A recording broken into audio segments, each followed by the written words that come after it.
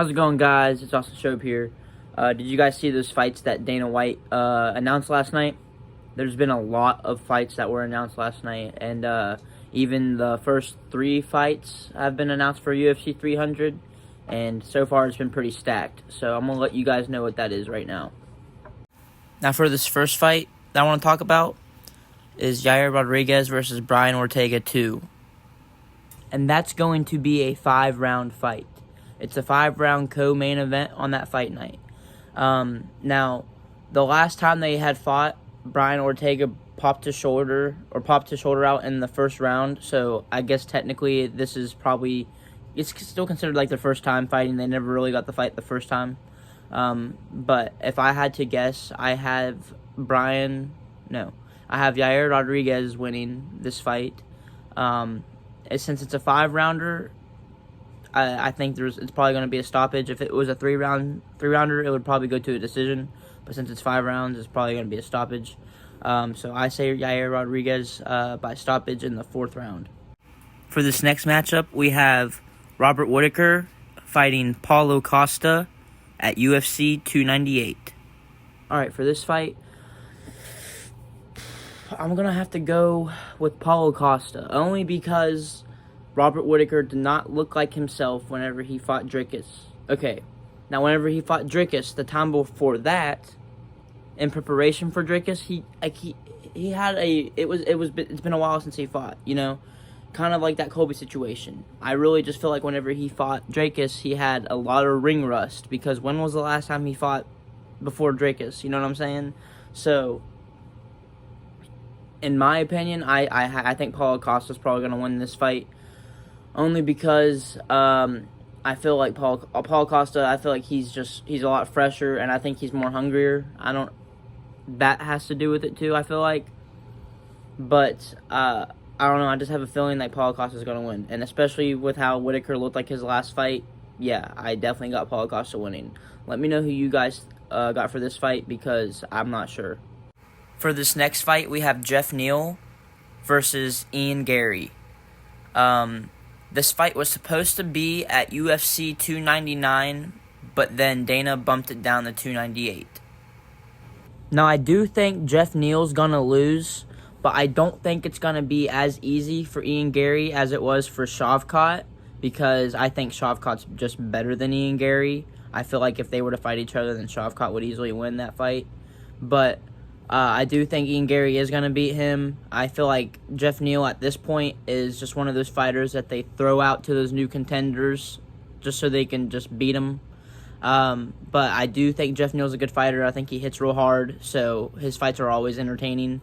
But yeah, no, I think for this fight I got Ian Gary winning, but it's not going to be that easy for him, I don't think. It's going to be easy for him, but it's not going to be as easy as Shavkat did it. If I had to guess, I think Ian Gary would finish him like in the late 3rd rounds. If not, it's going to be by unanimous decision, because he'll just pick him apart the whole fight. But with just how hard Jeff Neal hits and how he can take hits, it's going to be an entertaining fight. Let me know who you guys think is going to win this fight, and how do you guys feel about this fight. For this next fight, we have Yuri Prochazka fighting Alexandre Rakic at UFC 300. Yuri Prochazka's coming off a loss against Alex Pereira, and Rakic's coming off a loss against Jan Blachowicz.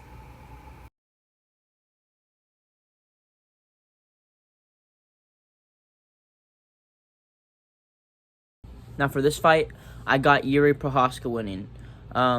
I don't know too much about this Alexandre guy, so I'm not going to say what round. But let's just say he wins by decision. So the reason why I think Yuri's going to win is because, yeah, he lost his last fight, but, that was his first fight back from an injury, too. He's coming off an injury. So, and, like I said, that ring rust, always gets you. Yuri's also a little bit younger, too, so I feel like he's going to come back stronger and better. So I think he's going to just kind of, recover a little bit more. Well, he's already recovered, but, train more so he can knock off some of that rust. So I think he's going to be a lot better his next fight, and I think he's going to be a lot more sharp. So I do think he's going to win, but I don't know what round. Let me know who you guys think is going to win that fight. Now this is what we've all been waiting for, you know. Aljamain Sterling is finally making his move up to featherweight, and his first fight is against Calvin Kattar. You know, Calvin Kattar, he's a good fighter too. He's a top 10 in featherweight, you know. But, you know, this is Sterling's first fight coming up at 45, you know. So he's probably expected to win this fight, especially whenever he was a former bantamweight champion. And a lot of the guys that he beat for the championship are probably Hall of Famers now, or probably will be Hall of Famers. So he has a pretty good resume as it is. Now, I don't know too much about Calvin Kattar, but I do know that Sterling's really good at Brazilian Jiu-Jitsu. He's a third-degree black belt, and he's also a former college wrestler, so it just adds in with the mix. So, I do think Sterling's going to get him, and if I had to guess, probably like a second-round submission, because I'm assuming it's going to be a three-round fight. Now, for this next fight, we have Bo Nickal versus Cody Brundage. Bo Nickal is undefeated right now in the UFC, and Brundage is coming off a 2-fight win streak. I actually don't know anything about this Brundage guy at all. Now, if I had to guess, I got Bo Nickal by first-round submission. I've been watching Bo Nickal ever since a freshman in college. You know, I'm a wrestler myself, so I know a lot about Bo Nickal already. And he's very entertaining to watch, and I think he's going to win by first-round submission. You know, I think he's coming into the UFC with a game plan. He's bringing in a lot of these skilled guys around him, and I think he's a really quick learner too. So I think he's going to be someone to look out for in the next couple years, because dude's already dangerous. You know, he's undefeated in the UFC. For this next fight, we have Blanchfield versus Farrow. Blanchfield is on a 9-fight win streak, and Farrow is on a 11-fight win streak. But I'm gonna be honest, I don't really even watch the women's that much, unless it's like Alexa Grasso. But listen, so I don't know who's gonna win that fight. I'm not gonna make my predictions for that one, but let me know who you guys got for that fight.